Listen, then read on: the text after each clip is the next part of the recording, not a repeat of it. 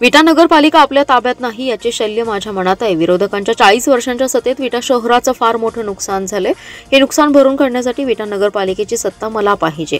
माझ्या वैयक्तिक स्वार्थासाठी विटा नगरपालिकेची सत्ता घ्यायची नाही। येत्या 5 वर्षात आम्ही विटा शहराचा चेहरा मोहरा नाही बदलू शकलो तर आमचे मायबाप तुम्हीच आहात।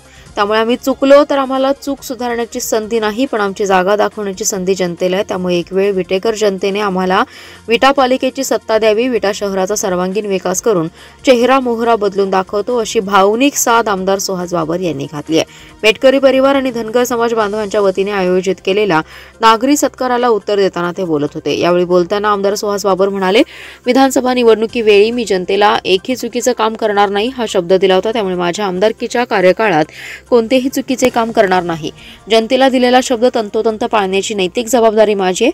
या नैतिक जबाबदारीचे भान ठेवून मी काम करत आहे। मी कोणाच्या पैशात मिंदा नाही। विटा शहरासह मतदारसंघातील कोणत्याही सर्वसामान्य व्यक्तीला माझ्यामुळे त्रास होणार नाही। सर्व जनतेचे पालकत्व निभावण्याची लोकप्रतिनिधी या नात्याने जबाबदारी घेऊन मी काम करत आहे। विटा शहराचा सर्वांगीण विकास करण्याबरोबरच विट्यातील प्रत्येक नागरिकाचं काम करण्याची भूमिका घेतली आहे। आपण घेऊन काम करायचं असतं की जबाबदारी घेऊन आम्ही त्या ठिकाणी काम करण्याचा प्रयत्न करतोय। निश्चितपणे तुम्हाला एवढंच सांगतो की तुम्हाला मी प्रत्येक भाषणामध्ये सांगत असतो विट्यामध्ये की मला नगरपालिका घ्यायची आहे, मला नगरपालिका घ्यायची आहे। घ्यायच्या म्हणजे त्यात माझा स्वार्थ नाही की नगरपालिकेच्या निवडणुकीनंतर ही नगरपालिका आपल्या ताब्यात असावी।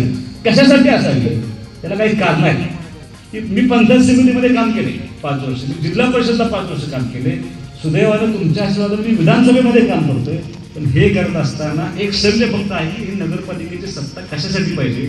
तर मला असं वाटतं की ज्या पद्धतीनं 40 वर्षाच्या काळामध्ये ह्या शहराचं नुकसान झाले आपला, हे जर नुकसान भरून काढत असेल तर ह्या 5 वर्षाची एकदा संधी तुम्ही सर्वांनी आम्हाला दिली पाहिजे।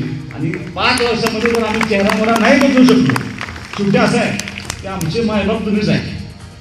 आम्हाला परत आम्ही चुकलो तर आम्हाला संधी नाही, आम्ही चुकलो की तुम्हाला संधी आहे। ते एका पाटणावर आमचा कार्यक्रम होते, एकाच पाटणावर। एकदा माझं तर आपले पुढच्या नाही दाबले की संपला आमचा विषय। त्यामुळे चुकलो आम्ही तर ती जागा सुद्धा दाखवण्याची क्षमता तुमच्यामध्ये आहे। एकदा फक्त संधी द्या, ह्या शहराचा चेहरा मोहरा बदलण्याची जबाबदारी मी त्या ठिकाणी पूर्ण करतोय। काही काम आपण राष्ट्रीय महामार्गाचं काम सुरू होत आहे।